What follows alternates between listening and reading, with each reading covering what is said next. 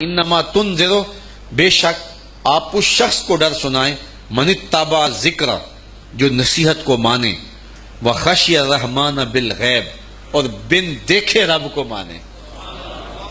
یار جب کوئی دیکھ لے، سامنے آنکھوں کے آ جائے، تو پھر تو وہ فرعون نے بھی کہا تھا نا آمنت برب موسیٰ، میں موسیٰ کے رب پر ایمان لایا ہوں۔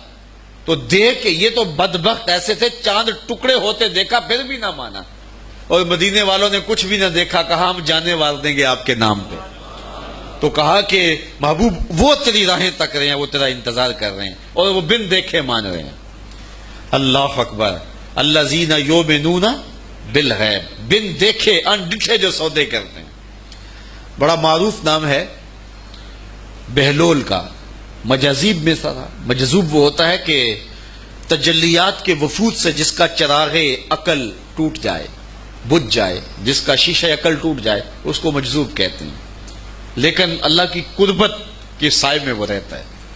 اقبال نے بھی کہا کہ نہ پوچھ ان خرقہ پوشوں کی، ارادت ہو تو دیکھ ان کو، ید بیضا لیے بیٹھے ہیں اپنی آستینوں میں، تمنا درد دل کی ہو تو کر خدمت فقیروں کی، نہیں ملتا یہ گوہر بادشاہوں کے خزینوں میں۔ رب اشعث اغبر مدفوع بالابواب لو اقسم علی اللہ لابر، بہت سارے لوگ کہ ان کے بال بکھرے ہوئے، حالت پراگندہ، تمہارے دروازے پہ ہیں، تم دھکا دے دو، بابا پرے چلا جا، لیکن فرمایا کبھی انہیں چھیڑنا بیٹھنا، اللہ کے نام پہ قسم ڈال دیں تو اللہ پوری کر دیتا ہے۔ ایسے لوگ بھی، یہ بخاری کی روایت ہے جو میں آپ کے سامنے پیش کی ہے۔ رب اشعث اغبر مدفوع بالابواب لو اقسم علی اللہ، اگر اللہ پہ کوئی قسم ڈال دیں، لابر، اللہ پھر پوری کرتا ہے، ان کی لاج رکھتا ہے پھر وہ، چونکہ بندے جو اس کے ہوتے ہیں۔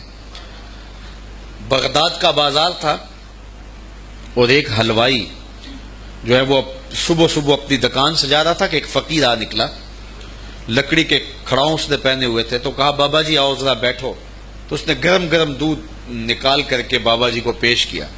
صبح کا موقع تھا، اس نے پیا اور اللہ کا شکر ادا کیا، اور اس کو بھی کہا تیرا بھی شکریہ، اور فقیر آگے چل پڑا۔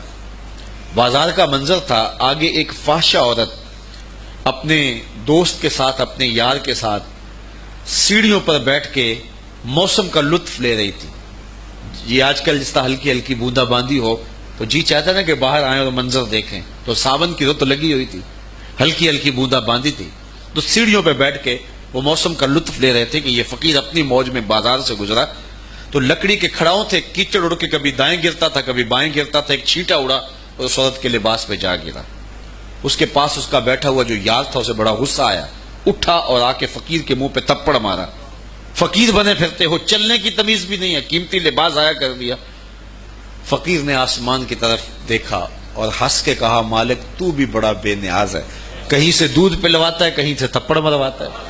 حضرت داتا گنج بخش علی حجویری کشف الماجوب میں لکھتے ہیں فقیر اتنی دیر تک فقیر نہیں بنتا جب تک خدا کی رضا پہ راضی نہیں ہو جاتا۔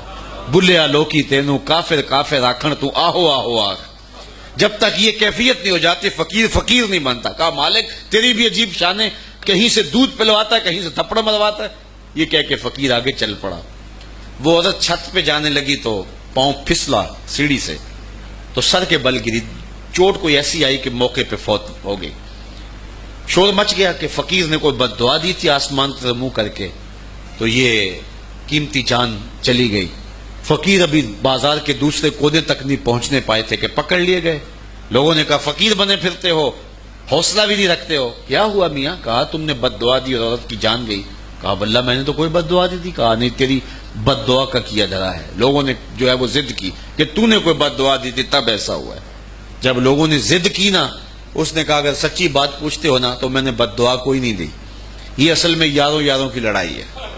کہا وہ کیا؟ کہا جب میں گزر رہا تھا تو میرے پاؤں سے چینٹا اڑا، اس عورت کے لباس پہ پڑا، تو اس کے یار کو غصہ آیا، اس نے مجھے مارا، پھر میرے یار کو بھی غصہ آ گیا۔